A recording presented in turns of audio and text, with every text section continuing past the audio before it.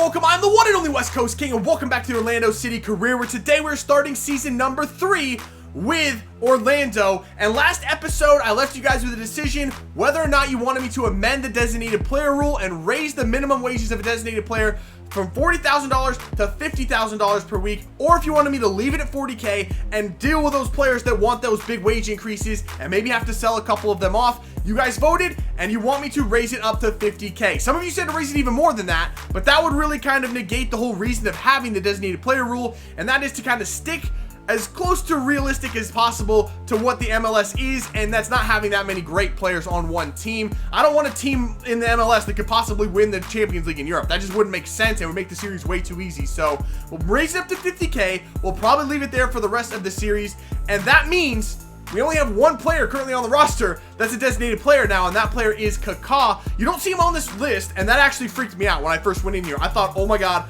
I missed a note, an email saying that he was retiring at the end of last season. That's actually not the case. What's actually happening is he is going to retire at the end of this season. So season number 3 will be our last with Kaká, which means we need a replacement for him next season. We'll look at some pre-contract players. I've already compiled the list of all of those players as well. So here is the list of players that I had put together that could possibly take over for Kaká starting next season. I have left some players off of this list, and I've left players off such as like Isco, who's in his prime, currently playing at one of the top clubs in the world, Real Madrid. There's just no way he'd sign a pre-contract to move to the MLS right now. It's just completely out of the realm of possibilities. I've also left off players that might just be a little bit too old, so keep that in mind as well. So I'm not going to talk about everyone. I'm only going to highlight the 2 players that really intrigue me the most. The first one is Dries Mertens. I've never been able to use him. I think he's an exceptional player, and I think he would fit the best on this team. He can do everything, including take free kicks, which is important because Kaká is currently our designated free kick taker. He could step right into that role as well. I think he'd just be a fantastic player to get in on this team. You probably know everyone else except for one. You know Shinji Kagawa and what he can do. Yao Matinho is a great player, though I worry about his fit on this team. I'm just not sure if he's the right player to bring in. Wesley Sneijder, he's a little bit older than everyone else. He'd be 33 next year. Not sure if we want to go down that road. And then Roman Eremenko doesn't quite have the name recognition of everyone else, but he's a great player as well. The last name, though, is Giuliano, and this might be the player that you just don't know. I certainly didn't before I started putting this list together, but he's the youngest player at 26. He's a 5-star skiller, and he's Brazilian. Now, I know he doesn't have the name recognition of everyone else. However, he would be Brazilian, taking over for a Brazilian legend in Kaká. It kind of fits, though he's not the kind of big name I was looking for to replace Kaká. So I've left him on this list. You can let me know what you think about him. I'm going to continue to scout him. We'll see how good he actually is, but he does look pretty decent. So now that we've been over all of that, you've seen the list of players that I'm targeting. You know what it would take to get one of those players, what kind of money it would take. Here's the problem. If we go ahead and re-sign Kyle Larin, Kevin Molino, and Kellen Acosta, the 3 players we talked about last episode, that would cost us at least $115,000 just to get those deals done. That leaves us with $2 million in the transfer budget. If we moved it all, you see what we're playing with, total $155K. That leaves us $40,000 in the summer to sign a new center attacking mid. That's not enough. So what I'm gonna do right now is I'm gonna move the $115K. Let's do that. And then I'm gonna go back and I'm gonna sign probably just Kyle Larin because he's our most important player. He's the player that I want to keep on this team. Where is he? Here he is, Kyle Larin. Well, let's re-sign him. Let's give him the contract that he wants. Everyone else, I'm going to hold out and wait on. If they want the new contract, they can come to me and ask for it. We'll reevaluate him at that point. But for now, I definitely want to get Kyle Larin his contract and keep him on this team. So on the first day of the transfer window, we already have an offer in for one of our players. It is for goalkeeper Jesse Gonzalez, and the offer is coming in from Toronto. Now, Gonzalez is actually one of the players that we could potentially sell because we have a lot of goalkeepers on the roster, some young goalkeepers with really high potential. However, they're not ready yet. So I don't want to sell him, at least not in this transfer window, and probably not to an MLS team when that does happen because he's a very good goalkeeper. So we're going to wait till the summer and then reevaluate where we're at goalkeeper-wise. So we have just hit deadline day, and not a whole lot has happened. I mean, this transfer window, I knew we weren't going to be doing very much business. Selling a couple players, if anything. This is one of the players I was looking to sell, Richie Laria. He's on an expiring contract, so we'd leave at the end of the season for free. Might as well get something for him. I don't think he played a single minute last season. If he did, it was 1 or 2 appearances. So we're going to go ahead and let him go.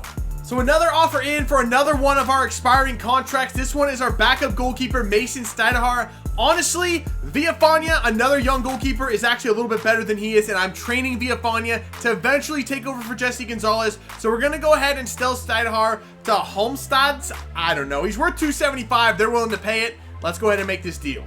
So here's one more deal we're going to do, kind of coming in at the last minute. We're going to go ahead for a loan deal on Martin Odegaard. I just want to make sure we're covered. We just sold Laria. The only backup center attacking mid we have is Christian Roldan. Kaká's getting up there in age. If for whatever reason he goes down, gets hurt, he can't play, I want to have someone else other than Roldan available to us. So we're going to get Odegaard in. It's a short-term loan, so he'll only be here until the summer. At that point, his wages will come off our books. We can get one of those big players on a pre-contract and then reevaluate the center attacking mid for the rest of the season at that point. So at least for a couple of months, we're going to have Martin Odegaard.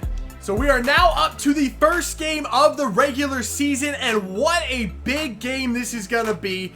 It's going to be at home against Columbus. Remember last season, it was us in Columbus down to the wire. We ended up finishing 1 point clear of them to finish the regular season in first place in the East and win the Supporters Shield. So we know Columbus is a very good team. We have no changes to our starting 11, almost no changes to the entire team. The only new player in the 18 for this game is going to be Odegaard. He should make his debut at some point today as well. So let's get in here and see if we can't start season number 3 off with 3 points.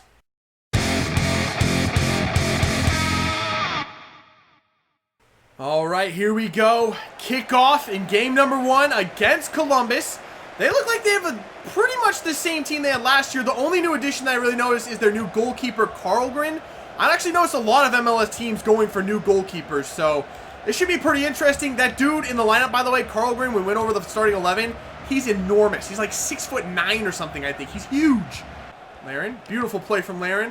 Lay it off, and another one. There it is. It's going to be Kaká with the shot. It didn't go in. I thought it went in. I couldn't figure out where the ball went. How did that not go in? Kaká almost got us on the board on our first attack of the season. 12 minutes into this thing, we don't really want to give up something right here. Good punch away from Jesse Gonzalez. Laren turn it, and he does. Here we go, Kyle Laren on the counterattack. Turn it up the field. Come on, Laren. Do you have the pace to keep it up? Turn it. He does. Kyle Laren. Oh, I didn't want to give that ball up. Now find it. That's perfect. That's a goal. Pulisic gets the goal for our first one of the season. 1-0 already over Columbus. We've had 2 attacks, 2 shots on target, and we've got our first goal. By the way, Pulisic in that tournament to start the season, the preseason tournament, which we won, by the way. I didn't say that until just now. I just realized I forgot to tell you that. We actually dominated that preseason tournament. Pulisic got 2 hat tricks in the preseason tournament. Laren also got another one. We absolutely destroyed everyone in that tournament. So Pulisic's on fire already in this season. Columbus on a counterattack. Uh-oh. Oh, no. Finley's through.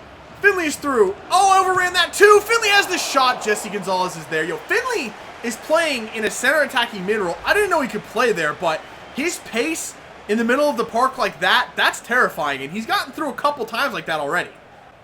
There we go. Perfect play. And look how easy that passing play was for Molino, but Molino took a bad touch. No, he keeps it. Molino in there for Laren. Laren heads it home. What a play. This team is lethal. What is that? That's 3 attacks, 3 shots on target, 2 goals. What is going on? Maybe their keeper is just bad, but to be honest, no, I'm not putting it on their keeper. We've had sick attacks. Okay, we're working together perfectly, just passing it through them with ease. That cross from Molino right here, that was so perfect. It's perfect.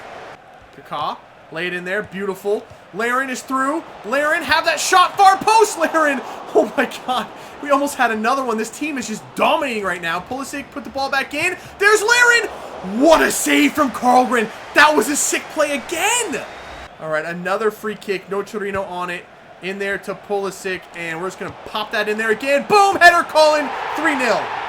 How easy is that? What is Columbus doing in this game? Are they just not prepared? Were they just not ready for this? Or is this team really that good all of a sudden? Because, wow, are we pounding that? Uh-oh. That was a bad loss from them. Kaká, Laren, back to Kaká. Kaká, do you have the strength and pace to get through? He does. Kaká makes it 4 right before halftime. That was off of one of their free kicks. They had a free kick. They drove it right in. I think to Aurelian Collin ended up winning the ball. Straight up to Kaká. He plays a 1-2 with Laren. and it's 4-0. It's that easy in this game. Columbus did not come prepared for this one. You thought we would have deserved a little bit more respect and preparation considering we won it all last year, but no. Columbus has not put in the time and effort to come with a game plan today. They're getting destroyed. And that would be the whistle for halftime, straight after kickoff. If I'm the manager of Columbus, I might just get on the bus and go home. I wouldn't even want to be seen with this team at this point. They've been that bad. I mean, I know, I told you, we destroyed everyone in the preseason tournament. Maybe we are really just this good. Maybe it's not Columbus playing bad. Maybe we're just playing, this is us now. Maybe we're just this good. So at halftime, I'm going to go ahead and make a couple of changes. Higuita and Odegaard coming on for his debut. Kaká and Acosta coming off. Just going to keep some fresh legs on the field. I want to give Odegaard his debut. And he's actually going to end up getting 45 minutes of what turns out to be garbage time in the second half. All right, a corner for them. And that's going to go near post. Odegaard heads it right back out. That's fine. He stopped it from coming in. That's good play. Odegaard. And Odegaard just reads it and takes it. That's what I'm talking about, Odegaard. Can you get up the wing? Oh, that was a really bad touch, though. Oh, he just keeps going. How does he keep going? Playing up over the top for Molino. He's all alone. Kevin Molino scores. 5-0 over Columbus. What? Odegaard's a monster. You just can't take the ball off of him. To be fair, nobody's playing poorly on this team right now. Everyone is perfect. Absolutely perfect. I've had no problems with anything thus far in this game. It's just been one of those absolutely... the only way I can describe it is perfect. We are playing perfect. Oh my god. The passing from Columbus right now. Look at the passing. I can't get in front of anyone.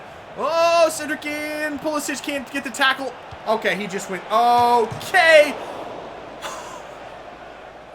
That was the first bad play we've had. That was atrocious defense. I was pretty much conceding a goal there. They just passed it right through me, and I couldn't do anything about it, and then they just banged it off the post. Are you serious? How much more can go our way? There is the final whistle. 5-0 in our opener this season. Wow. Over what was the second best team, easily the second best team last year. Yeah, I didn't expect that. I really didn't. I think it was a good call not making any changes to this team because we were incredible. All right, so going back to this short list real quick of players that we could replace Kaká with. I got my scouting reports back on everyone. I think the three that we didn't have were Dries Mertens. He's 81 overall. Eremenko, same. And then Giuliano is 80, but he is a little bit younger. Maybe still has a little bit of room to grow still. So that's pretty good. I mean, everyone's pretty much right around the same overall, 80 to 83, which is good. I've moved all my money into the wage budget, and I think we have about $113,000 in there. So the three players that we can actually afford are the three I just said, Mertens, Eremenko, and Giuliano, all right around 90K per week in wages. Shinji Kagawa is 170K a week.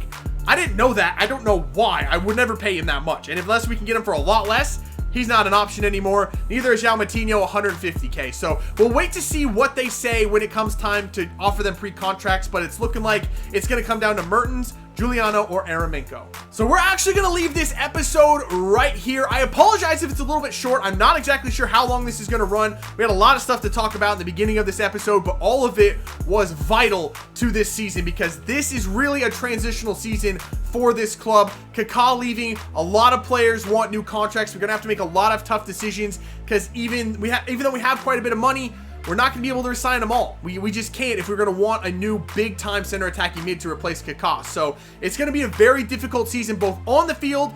Our expectations are to win everything, and off the field, deciding who should still be on this team. So it's a long season ahead, a lot of big decisions to be made. So that is going to do it for this one. If you had as much fun as I did, make sure to let me know by leaving a like below. Subscribe if you're new, and I will see you when we come back with some more Orlando City career. See you.